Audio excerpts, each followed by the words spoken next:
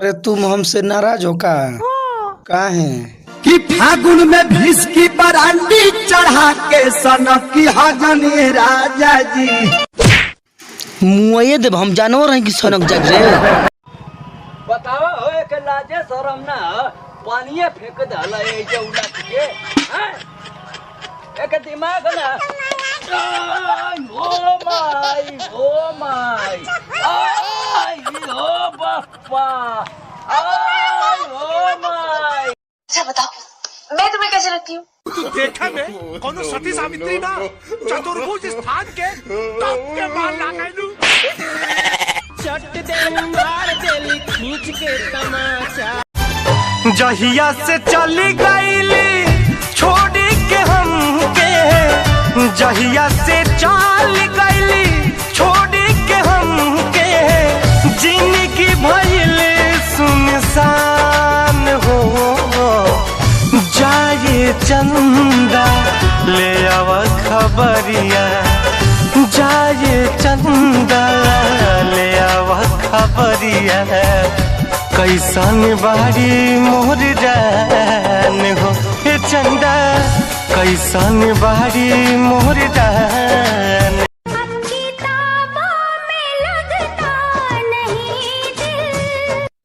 Hello, हाँ बोलिए मत। क्या तुम करोगे मुझसे एक ऐसी मुलाकात हाँ कहाँ आई बोल। जहाँ बिछड़ने का रिवाज ना हो? हाँ ऐसा जगह इनकर बाबू बनौले बना।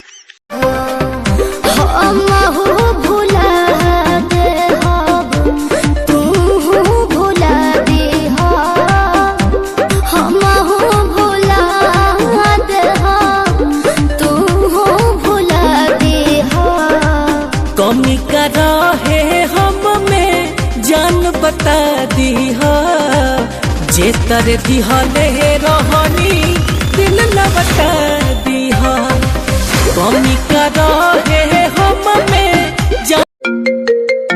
का हो जाने मन। शॉपिंग करा दो जानू पिज्जा खिला दो, प्यार की निशानी एक चैन बनवा दो। डायल किया गया नंबर मौजूद नहीं है, कृपया थोड़ी देर बाद फोन करें। छोड़ी हिली चुकी बिया बाकी हेते बा, फेरा में घुमत सभे खेते बा, फेरा में घुमत सभे खेते बा। छोड़ी हिली चुकी बिया एक और हेते बा, छोड़ी हिली चुकी बिया एक और हेते। ए जी का जी रखिया मोबाइल अपन साथ में, काहे कोनो बात बका? करब मिस कॉल हम 12 बजे रात में। हाँ अब एगो मिस कॉल खाती 12 बजे रात ले जागो ना।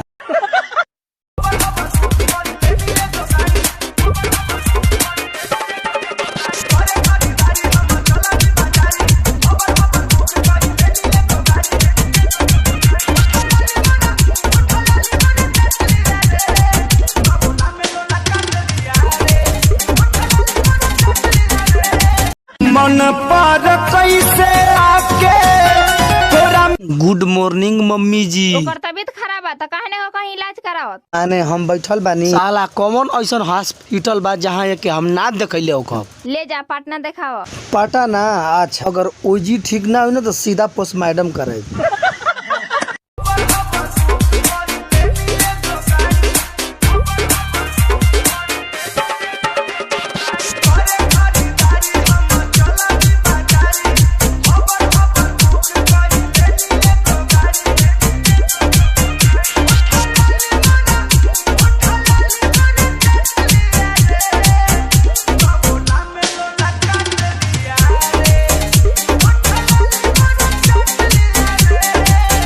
दशहरा बीत जाइए देखत नहीं कि कहीं घुमाहू के ना ले जाए।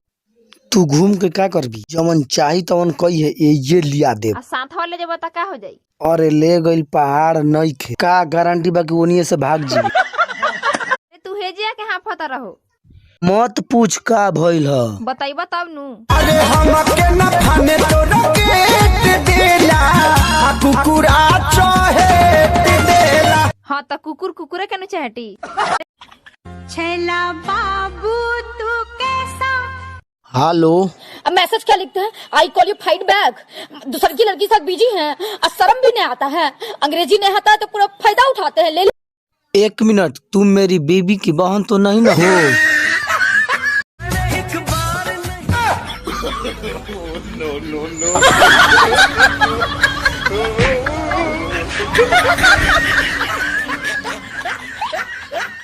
सच है मगर कड़वी है।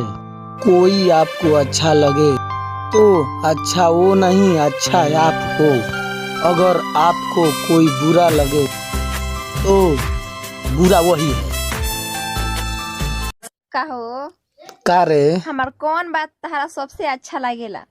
ई है कि हमरा माई के तबीयत खराब बन नैहर पहुंचा दी।